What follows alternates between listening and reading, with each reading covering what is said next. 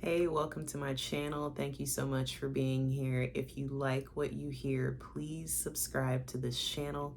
My name is Alexandria, and I am going to talk to you today about how to craft writing samples as a freelance health content writer. And now, again, this content is specifically for nurses and other healthcare professionals who are interested in starting a business in freelance writing. My goal is to help you guys get this off the ground with no problems. And I'm doing this because when I started as a freelance writer, there just wasn't a ton of free content out there at the time to help me kind of see just how easy this really is to get started. So in thinking about crafting writing samples, I have all of my notes here just ready for me. How do you do this, right? It sounds like it's just so, methodical and so much of a long drawn out process. And the reality of it is, it's really not. Crafting your writing samples is just as easy as you sitting down and putting pen to paper.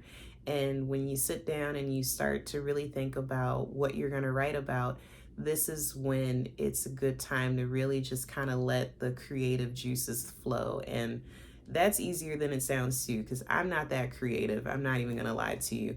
But as you're thinking about what you're going to write, this is where you start to niche down and really get an idea or an understanding of what you're passionate about, what's on your mind right now, what do you see is a gap in literature or a gap in knowledge that the everyday party isn't aware of.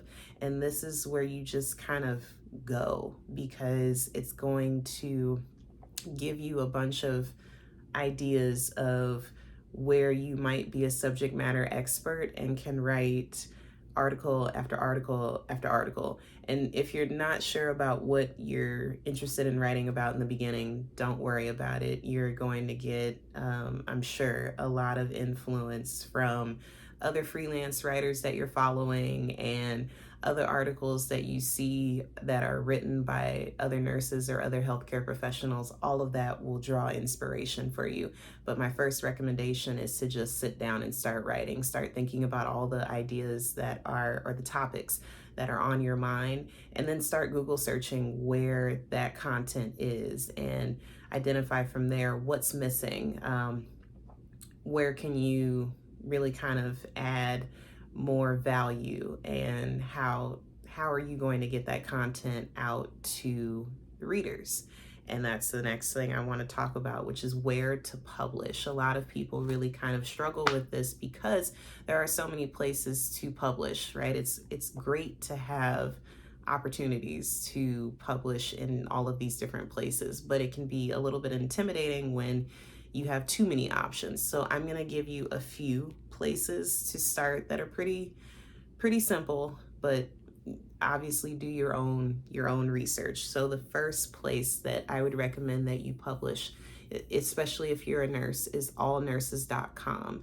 Allnurses.com is a great place to get your first couple of articles out there and just really get your feet wet in terms of content writing, because it really is a safe space for nurses.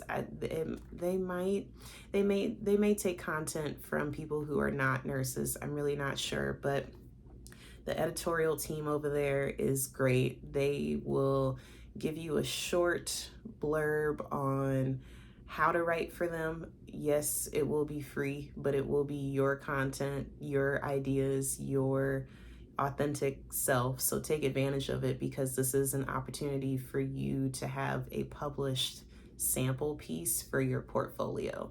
So when you decide to go through allnurses.com, they will have a web page that gives a really short list of requirements or a style guide for you to go through in order to publish with them.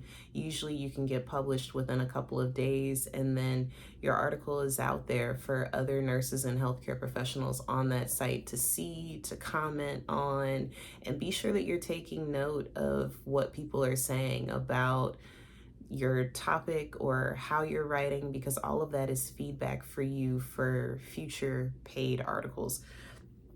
Okay, Another place that I recommend to get articles in is LinkedIn. So I don't know how long this feature has been around. I haven't used it too much, but LinkedIn has a feature where you can actually write articles directly onto LinkedIn. I have done it a couple of times. LinkedIn might be a place that you can host a portfolio, but I really wouldn't recommend it. I'd recommend that you have like a website or some other place where you can host a portfolio of pieces. But LinkedIn is a great place to start too, because as you're building your network and you're telling people that you're a freelance writer with a background in nursing or some other healthcare profession, they can not only see your profile, but they can see that you've been writing articles or writing blogs, and it's an easy place for people to go and for you to get visibility. So another place that I would recommend is that you think about starting your own website. And this is really important because as a freelance writer, as a business owner, you are really in control of where you host your samples and how much information people know about you.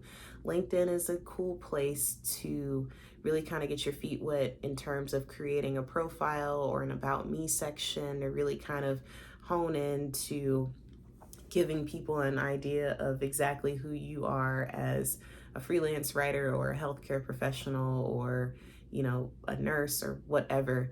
And it's great, but a website will give you so much more room to grow. I have a website that really kind of allowed me to start a blog, but then also I have another page, another section that's just of my published articles, just of my pieces. So when someone asks me for some samples, I send them directly to my website.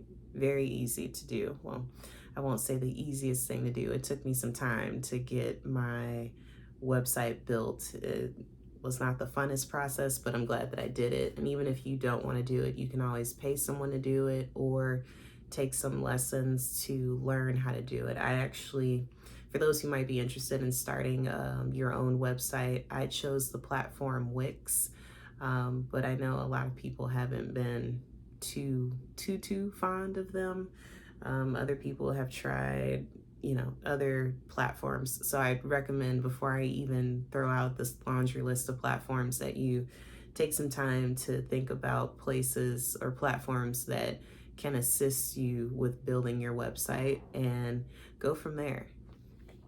Okay, the last one is Medium. So I just got into Medium not too long ago, and when I got into Medium, it didn't have a paywall. Now I believe it does. So pretty much everything out there that is read on Medium is usually by a subscriber. It is a low fee, but some people, may not want to pay a fee to read content. And I understand, sometimes I'm one of those people. I won't lie. You pay for so many things, and sometimes I just want easy access to content. So keep that in mind if you do decide to go to Medium. But Medium, what I really appreciate about them is that they have stats for all of your blogs and articles that you put out.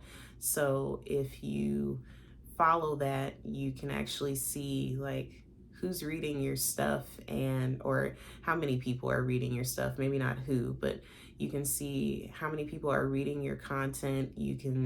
I will say that people on Medium are quite engaged in articles when they find something that they like. So you can definitely expect comments and feedback, not necessarily on your, writing style, but just feedback maybe on the topic, which is good for you, especially if you're digging deep into a subject matter that you want to be an expert in. It may give you additional ideas to write stories related to your original story.